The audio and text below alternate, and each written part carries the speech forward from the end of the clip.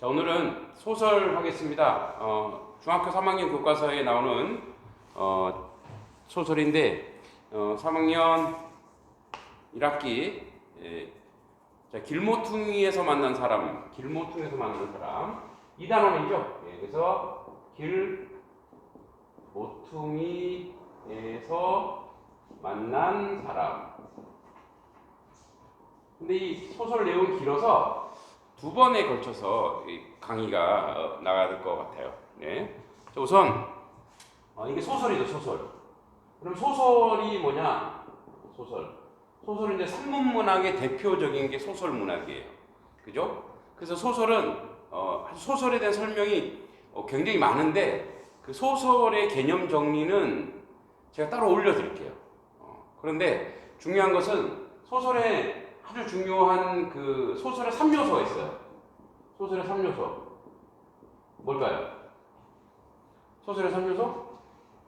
소설이 무슨 내용인지 주제가 주제가 나와요. 주제. 어떤 내용의 주제. 그 다음에 구성. 어떻게 구성했을까? 이게 나와요. 그리고 세 번째 문체. 어떤 문체냐? 그래서 우리 옛날에 그랬어요. 소설을 이걸 외울 필요는 없는데 소설을 알려면 죽어야 된다고. 어떻게 해요? 죽으면 소설이 진짜 나와. 그러니까 소설 쓰기가 그렇게 힘들다는 거예요. 자, 죽으면. 그래서 소설에 사는 주제, 구성, 문체예요. 근데 우리가 잘 알고 있는 게 핵심적인 게 뭐냐면 우리가 구성의 3요소를 잘 알고 있어. 또 구성의 3요소. 구성의 3요소는 또 뭐가 있냐? 뭐가 있죠? 인물, 사건, 배경이 있어요. 그래서 소설의 3요소, 소설 구성의 3요소, 보통 구성의 3요소를 하는데 이 구성의 3요소를 잘 알려면 어떻게 해요? 인사를 할 때는 배를 잡고 공손히 인사해야 돼. 그래서 뭐예요? 인사배. 인사할 때는 배를 잡고 해. 인사배. 그래서 구성의 3요소다 이런 얘기예요. 그래서 인물은 간단하게 정리하는 겁니다. 인물은 주동인물, 반동인물이 있습니다. 주동, 반동. 그러니까 이 주동은 뭐냐면 주인공, 즉 소설을 끌고 가는, 화자야. 소설을 끌고 가는 사람. 그죠? 그 반동인물은 대립되는 인물이에요. 대립되는 인물. 그러니까 주동인물이라고 다 선한 인물이진 않아요. 그죠? 선한 인물이 될 수도 있고 악한 인물도 될 수 있어요. 그죠? 그래서 선한 인물, 주동인물, 반동인물. 그래서 요런 개념 알아야 되고, 그 다음에 사건은 뭐냐면 이런 거죠. 간단하게 지금 하는 거예요. 인물과 인물 간의 사건이죠. 인물과 인물 간의 갈등. 그죠? 인물과 공동체 간의 갈등. 그죠? 또 간섭과의 갈등. 이런 것들이 있어요. 자, 이거는 지난번에 제가 따로 강의한 거 올려드립니다. 사건. 그 다음에 배경은 뭐냐면, 자, 시간적 배경이 있죠. 뭐 조선시대냐, 신라시대냐, 6.25 전쟁 때냐, 그죠? 공간적 배경. 그죠? 뭐 서울이냐, 지방이냐, 해외냐, 하와이냐, 공간적 배경. 그죠? 예. 그 다음에 이제 이 배경 중에, 공간적 배경 중에 뭐죠? 자연이냐, 그죠? 도시냐, 이런 것도 있겠죠. 그래서 요런 배경을 가지고 있다는 거 간단히 하면. 그래서 소설 문제를 풀 때는, 제일 먼저 나오는 게 뭐예요? 문제 풀 때. 딱 인물. 그러니까 이 사건이 뭐냐면 이걸 다른 말로 갈등이래요, 갈등. 이거를 갈등이라죠. 그래서 사건이 어떤 갈등이냐. 첫 번째 소설 문제 풀 때는 인물. 어떤 인물이지? 인물 찾아야 돼. 소설 문제 푸는 방법이야. 알았어요? 소설 문제 풀이. 자, 문제 푸는 방법. 인물이 어떤 인물이냐? 누구냐? 인물을 빨리 파악해야 돼. 그리고 이 두 번째 인물 간에 뭐가 있냐? 갈등 관계. 인물 간의 갈등이 뭐냐? 누구랑 갈등이냐? 그죠? 어떤 갈등 관계냐? 그죠? 무슨 때문에 갈등하냐, 그죠? 뭐 이별에 대한 얘기냐, 그죠? 돈 갖고 하는 문제, 이 갈등 관계를 빨리 풀어내야 돼. 그래서 세 번째, 자 이제 이게 소설의 내용이라면 문체죠, 문체. 문체에서 가장 중요한 게 뭐냐? 소설 문체 가장 중요한 게 시점. 어느 시점이냐? 누구의 시점이냐? 1인칭 주인공이냐? 1인칭 관찰자냐? 그죠? 3인칭 관찰자냐? 전지적 작가 시점이냐? 이건 이제 구체적으로 따로 올려드리겠습니다. 이거 하면 시간이 너무 많이 걸려. 그죠? 시점. 그래서 여기서 주제가 나오는 거니까 주제는. 그래서 두 번째 이제 시점이 문체에 관한 걸 얘기해요. 문체. 이렇게 하면은 소설은 다 풀려요.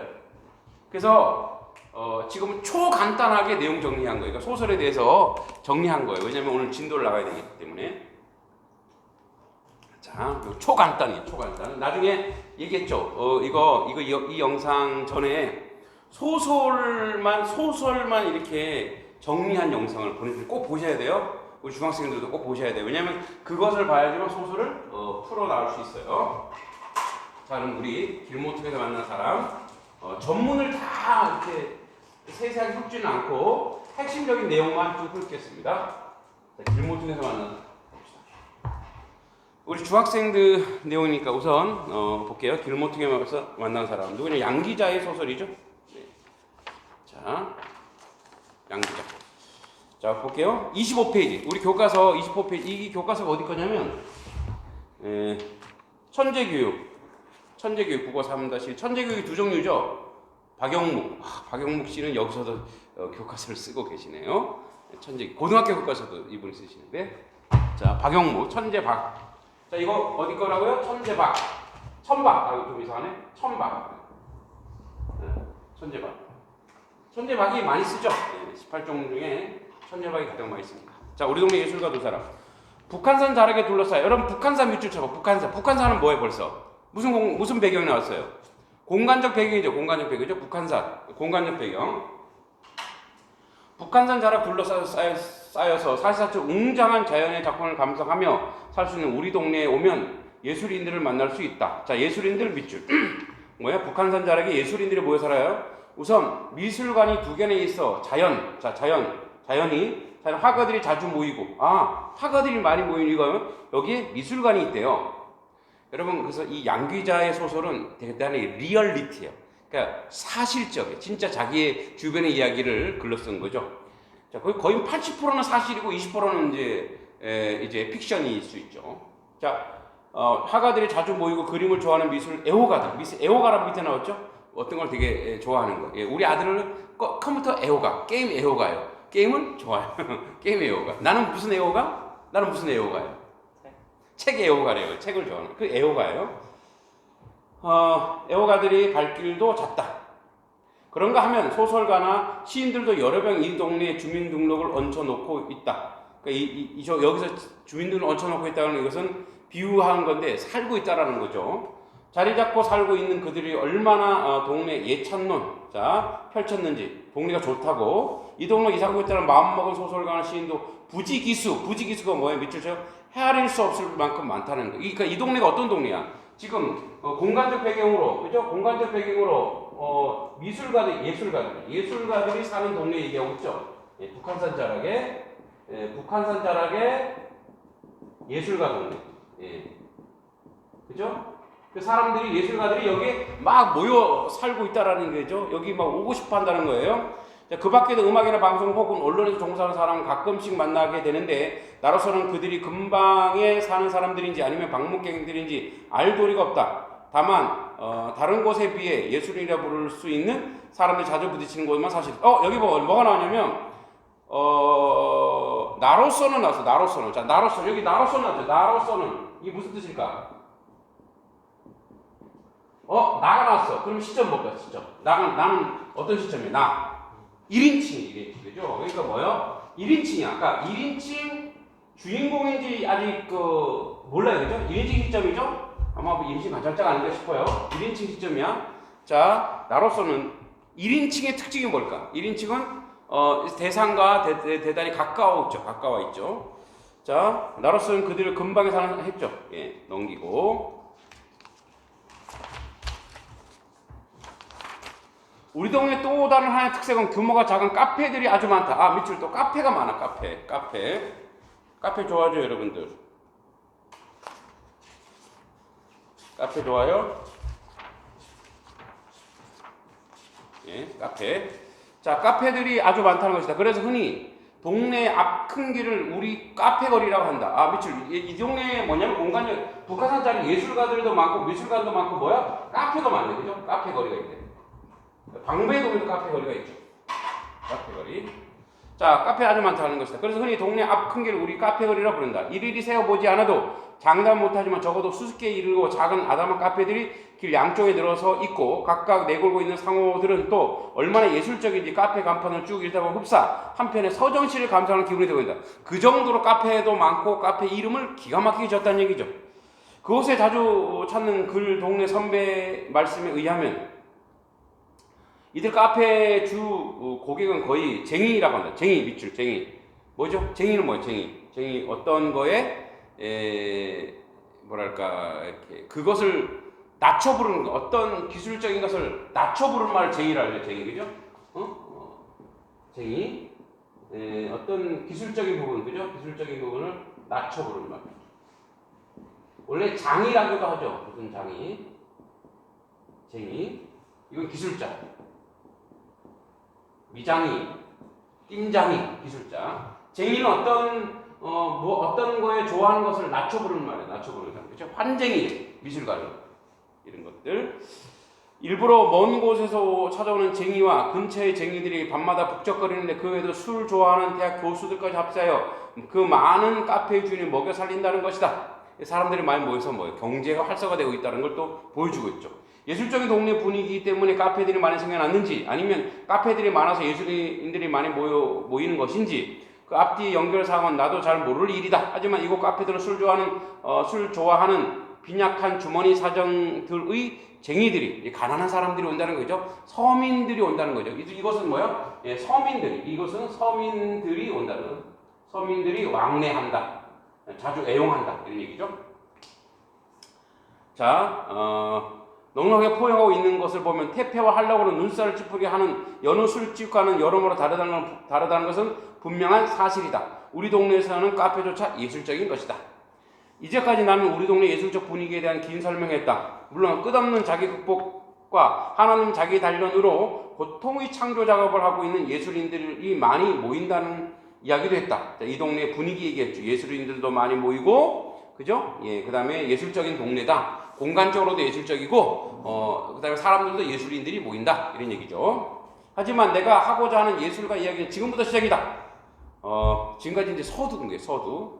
나는 내게 감동을 준 두 명의 예술가에 관해 말하려고 여태껏 긴 서두를 펼치고 있는 셈이다. 자, 여러분 소설에서 제가 아까 하나 놓친 게 있는데 소설 전개 방식이 있어요. 뭘까? 발단, 전개, 절정, 위기, 결말. 그래서 지금 이 발단 부분이죠. 근데 발단 어떻게 해요? 발단 이렇게 소설이 이렇게 있다면 발단, 전개, 절정, 위기, 결말 이렇게 그죠? 막을 내리죠. 그래서 발단, 전개, 절정, 위기, 결말 이런 식으로 소설 발전, 절, 위결. 예. 뭐 이건 안 해봐도 돼요. 지금 이 발단 부분이 사람 발단 그죠? 발단 부분이야. 자,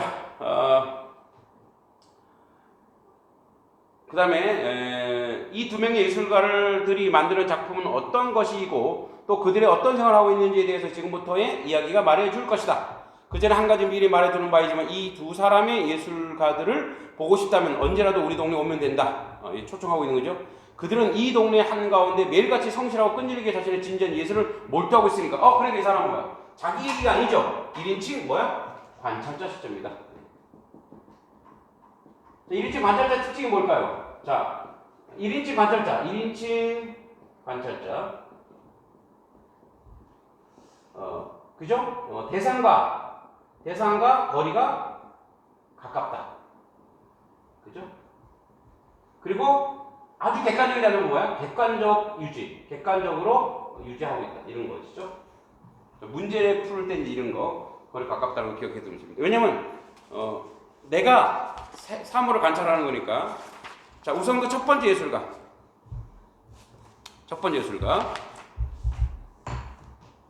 그이는 늘 흰 가운을 입고 있다. 외양 묘사죠? 외양. 그리고 여자이다.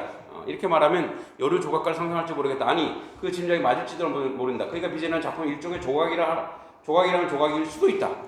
조각이라면 조각일 수도 있다. 근데 그러면 조각이 아니란 얘기죠. 이건 뭐예요? 여기까지. 호기심 유발. 그죠? 호기심 유발하고 있어.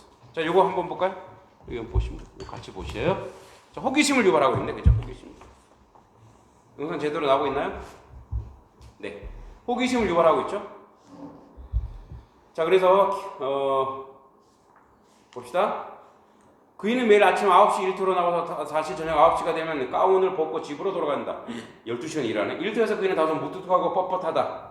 그 사람 성격이 나오죠. 성격. 무뚝뚝하고 뻣뻣하다. 성격. 그죠? 자, 봅시다. 이건 봐도 되는데. 자, 그리고 남하고 싱거운 소리 나는 일도 거의 없다. 잘 웃지도 않는다. 오히려 늘 화를 내고 있는 것처럼 보이기도 하다.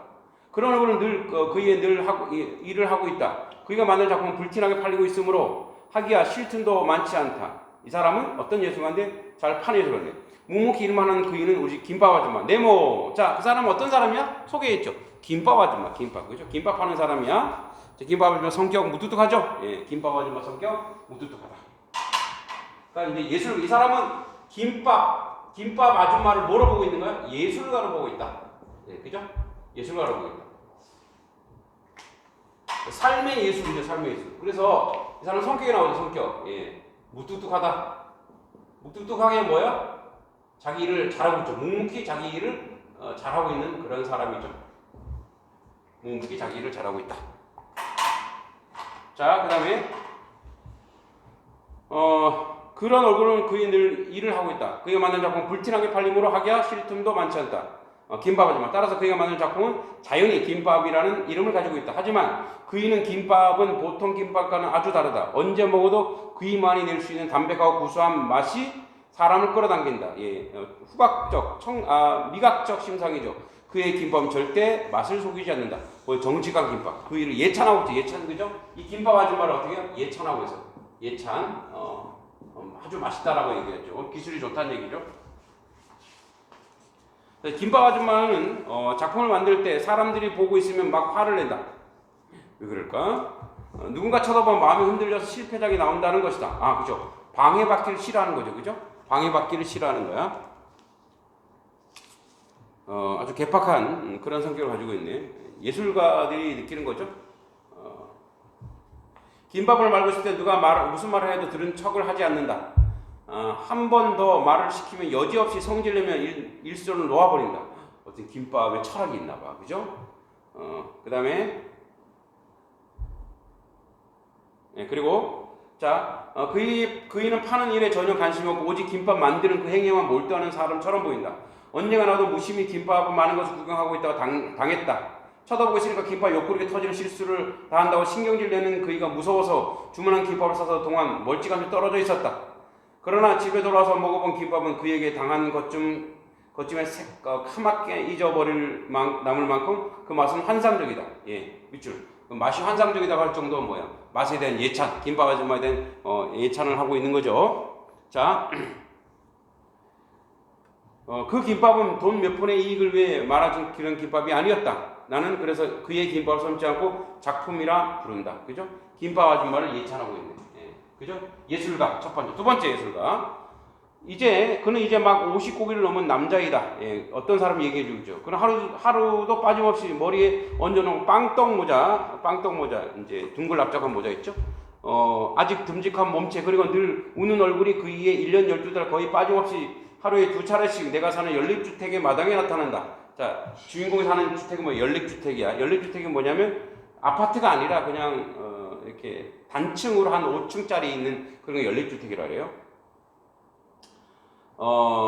자식들이 결혼한 날이거나 아니면 길이 꽁꽁 얼어붙은 오르막인 이곳까지 트럭이 못 올라오는 한겨울에 며칠 지나면 오전 10시 무렵과 오후 4시경 어김없이 주홍 휘장은 넓은 천이야. 휘장을 들은 그의 트럭을 볼 수가 있다. 이 사람 트럭을 몰고 오는 사람이네. 그가 등장하는 모습은 언제나 일정하다. 먼저 귀에 익은 바퀴 구르는 소리와 함께 그가 운전하는 주홍 트럭이 언덕벽에 올라온다. 차로를 세운 다음에 그는 얼른 확성기 들고 운전석에 뛰어내린다. 빵떡 모자를 쓴 그는 확성기에 대고 자신의 심혈을 기울여 골라온 물건의 이름을 하나하나 부른다. 양파나 버섯 있어요. 싱싱한 오이 배추 있어요. 엄청 달고 맛은 복숭아 있어요. 이 사람은 첨가물이네, 그죠? 첨가물을 파는 그런 사람이네. 그 다음에 그를 기다리고 있는 이웃이 하나씩 모여드는 것이다. 언덕백에 내려가서 또 버스를 타고 가는 이웃 동네 시장에 나오는지라 이웃은 대부분 그에게 필요한 먹거리를 사고 있다. 게다가 뜨내기 행상은 뭐야? 돌아다니면서 물건 파는 사람 행상이야. 트럭도 아니고 고정적으로 드는 단골인지라 단골 늘 오는 사람이야. 물건만큼 믿고 사도 좋았다. 이 사람은 이제 트럭으로 이렇게 장사하는, 첨가물 장사하는 사람이죠. 하기야 그게 자신의 트럭 안에 온갖 야채와 과일 국내 최고라는 자신이 차고도 넘친다. 뭐야? 장사. 이제 두 번째 장사는 뭐죠? 야채 행상이죠. 트럭 야채 파는 사람인데 이 사람도 뭐예요? 자부심이 있는 거죠. 그죠? 자부심. 뭐에 대해서? 상품에 대해서, 제품에 대해서, 그죠? 물건에 대해서 자부심이 있는 이런 사람이야. 하기야 그에게 자신의 트럭만 온갖 했죠. 국내 최고라고 자신이 차고도 넘친다. 최고의 품질만 고집하는 데다가 장사에 대한 그의 소신이 뭐예요? 철학.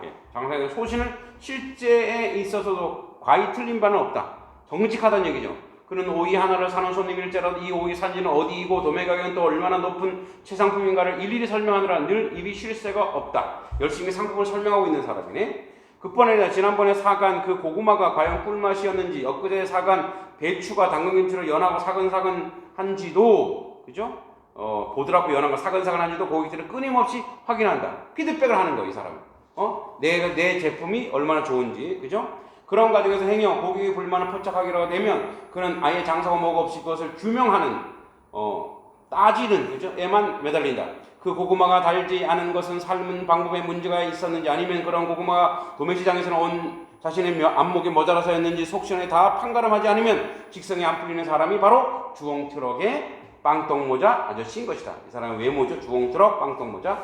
그는 자신이 파는 물건 최고라는 소리를 듣기 위해선 트럭 행상을 하는 사람처럼 보인다. 손님 없을 때 늘 자신의 물건을 정리하고 다듬는 일에 몰두하고 있는 사람이고 호박 한 개를 잡을 때도 두 손으로 조심히 그것을 받아올린다.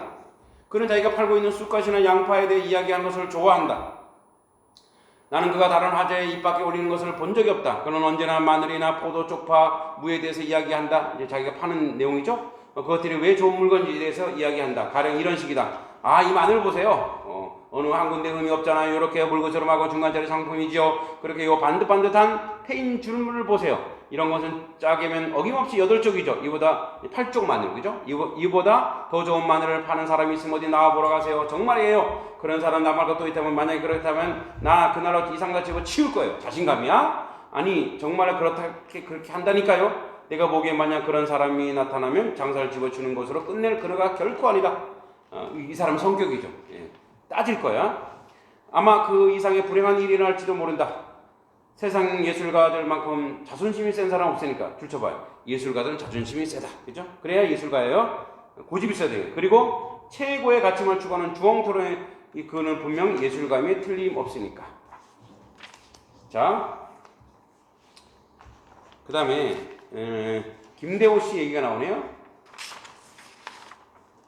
김대호 씨. 자, 이것도 해봅시다. 뭐 얼마 안 되니까. 김대호의 김대호 씨. 김대호. 김대호 씨는 느리고 길다. 김대호 씨 외양을 모시하고 있어요. 그죠? 묘사하고 있어요. 지금 몇 분이죠? 한번 보실래요? 23분. 23분이에요? 네, 그래도 해봅시다. 자. 김대호 씨는 느리고 길다. 그는 아는 사람이라면 나의 이 간결한 인물 묘사에 대해 단숨에 동의할 것이다. 그게 외모예요. 라는 것을 믿는다. 왜냐하면 그처럼 길고 느린 사람은 아직까지 만나본 적이 없으니까 아주 여유가 있는 사람이네. 김대호 씨는 도대체 빠릿빠릿한 구석이 전혀 없다. 그게 성격이죠. 아무리 급한 일이 생겨도 김대호 씨는 특유의 느릿느릿 걸음을 속력이 붙이는 것을 기대할 수 없다. 거기에 대해서 그는 아주 그럴싸한 이유를 가지고 있다. 그래봤자 마찬가지라니까요. 저는 다리가 길잖아요. 남들 2걸음 걸음 때 한 발짝 옮기면 되는데 뭐하러 귀찮게 뛰고 그런데요. 그의 말도 틀린 것이 아니다. 그의 자그마치 1m 86cm. 우와, 그죠? 외모죠. 키를 가지고 있으니 보폭도 그만큼 넓은 게 사실이다. 김대호 씨는 하도 길어서 어지간한 사람은 그하고 이야기하다 보면 목 부분에 통증을 느끼기 십상이다. 키가 크다 보니 신체 여러 부분 남들보다 유별나게 길다. 얼굴도 길고 코도 길고 손가락도 길다. 김대호 씨는 팔도 길어서 남들 옆에 책상에 무엇을 잡아 오려면 일어나야 하는데 그는 앉은 채 팔만 뻗으면 대부분 가능하다. 그 정도로 이제 이 사람의 외양 묘사를 장점을 쭉 얘기하고 있죠. 그뿐 아니라 김대호 씨는 말도 아주 느리느리 말꼬리를 길게 빼는 버릇을 가지고 있다. 성질이 급한 누구는 김대호 씨 말을 듣고 답답해서 혈압이 올랐다는 소문도 있고. 과장법이죠, 과장. 자, 실제로 어떤 한 친구는 한숨 자고 일어나서 들어다 김대호 씨의 말을 이해한다는 데는 아무런 지장이 없다는 실험 보고서까지 하고 있는 실정이다. 예, 과장법이고, 그런 자신이 길다는 것을 아주 잘한다. 그래서 하루는 몇 번씩 제가 긴데요라고 말하는지도 모른다. 정말이다. 그는 늘 그렇게 말한다. 전화벨이 울린다. 김대호 씨가 전화를 받는다. 그러면 사무실 내에, 공간이 사무실이죠. 이 사무실에서 사무실 내에 모든 눈이 그에게 쏠린다. 전화를 건 사람은 아마도 김대호 씨를 바꿔달라고 하는 모양인데, 그러면 그는 특유의 느릿느릿한 말 이렇게 말한다. 제가 긴데요. 그러면 긴 사람이 또 내가 그 사람인데요 이 얘기를 긴데요 이러죠. 그럼 모두 웃음을 참지 못하고 킥킥거리지 않을 수 없는 것이다. 행여로 전화를 건 상대방이 못 알아 듣고 다시 묻기라도 하면 이번엔 더욱 느린 박자로 또박또박 대답해준다. 제가 긴데요. 그래서 김대호 씨를 아는 사람은 아예 긴대호라고 부른다. 그의 별명은 김대호 씨가 속한 사무실만 아니라 회사 전체에 펴져서 이제는 있어서 언제부터 이 사람의 아무도 그 진짜 이름을 부르지 않게 되어버렸다. 이 사람 별명이 뭐라고요? 긴대호. 별명은 이제 그 사람 특징이 나타나는 거죠. 물론 그의 별명을 부르는데 어떤 악의가 있는 것은 결코 아니었다. 오히려 그렇게 스스럼 없이 별명이 통하는 것만 봐도 김대호 씨의 대인강이 아주 원만한 편이라는 것을 능히 짐작할 수가 있다. 사실로 그는 키가 큰 만큼 이해의 길이도 길고 느리고 낙천적인 만큼 주위 사람들을 편하게 해주는 품성을 지니고 있다. 김대호 씨의 성격이 뭐예요? 장점이에요. 장점. 그죠? 그의 미덕은 품성만 있는 게 아니었다. 좀 느리긴 하지만 그는 맡은 일만큼 빈틈없이 해내는 사람이다. 빈틈없는 사람이네. 덤벙거리지 않는 실수도 없고 진득한 성격이라 아주 행동이 진하고 질기고 끈기가 있다는 얘기죠. 성격이라면 작게 부를 줄 몰라서 아예 하자 어떤 흔적, 얼룩진 흔적, 흠이 없죠. 흠을 내는 경우가 거의 없었다. 말하자면 그 사람들은 김대호 씨를 사랑하고 있는 셈이었다. 그래서 그를 아끼는 몇몇 사람은 요즘 김대호 씨에게 이런 충고까지 하고 있다. 김대호 씨, 장가가고 싶으면 우선 그 느린 말투부터 고쳐요. 아니, 제가 김대호 하는 말버릇부터 고치자고. 지난번에도 겨우 아가씨 하나 소개해 주었더니 김대호 때문에 어긋나고 말았잖아요.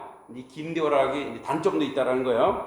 뭐라더라? 전화 받는 것만 보아도 얼마나 촌스러운 사람인지 당장 알겠다나? 그 느려터진 말로 제가 김대호라니 그게 뭡니까? 그래가지고 뭐가 되겠습니까? 이건 뭐야? 김대호 씨를 외양만 보는 사람이겠죠, 그죠? 그중 유행하는 누구의 말씨 흉내낸 그 충고는 노총각인 김대호 씨에게 상당히 설득력을 발휘한 모양이다. 그래서 아주 심각한 얼굴로 고개를 끄덕였다. 그리고는 혼자 웅얼웅얼 연습을 여러 번 했다. 선생님들의 사람이라 그런 연습이라고 며칠 웅얼거리야 되는 마침내 어느 날 오늘부터 긴대호가 아니라 김대호로 돌아오겠다고 선언을 하기에 이르렀다. 그리고 그날 그를 찾는 첫 전화가 걸려왔다. 사무실 식구들이 모두 그의 입에 터져나올 세련된 말을 기대하며 귀를 모았다. 김대호 씨의 큰 기침하고 수화기를 들었다. 전화가 상대방은 아마 이렇게 물었을 것이다. 김대호 씨 좀 부탁합니다. 그러나 그는 많은 연습을 불구하고 얼결에 이렇게 대답하고 말았다. 네, 제가 전데요. 김대호를 안 하고 제가 전데요.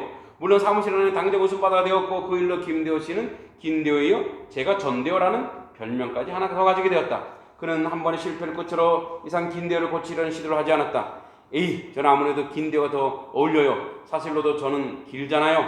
정말이다. 그는 길다. 그리고 느리기도 하다. 진실을 말하자면 우리 옆에 이렇게 길고도 느린 사람이 존재하는 것도 행복한 일인 것이다. 줄쳐봐. 행복한 일인 것이다. 뭐야? 이런 아주 우리 주변에 진국인 사람들이 많다라는 거죠. 선한 사람이 많다는 거죠. 그죠? 요즘처럼 정신없이 핑핑 돌아가는 흔해 빠진 세상에서는 그래서 우리는 김대호 씨 오늘도 걸려오는 전화되고 느릿느릿 말투를 이렇게 말한다. 제가 김대호. 네. 자, 이렇게 본문 끝냈고요. 핵심 정리 한번 보고 마치겠습니다. 자, 9페이지 있는데 제가 본 유인물 9페이지인데 이 작품은 일상에서 만난 다양한 이웃의 삶을 소설로 표현한 거죠. 그래서 뭐예요? 단편 소설, 인물 소설, 자, 사실적이죠. 1인칭 관찰자 시점 했죠? 1인칭 관찰자 시점. 자, 주제 평범한 이웃 삶의 모습에 대한 심리적 성찰. 주제 뭐라고요? 네. 주제 평범한 이웃들의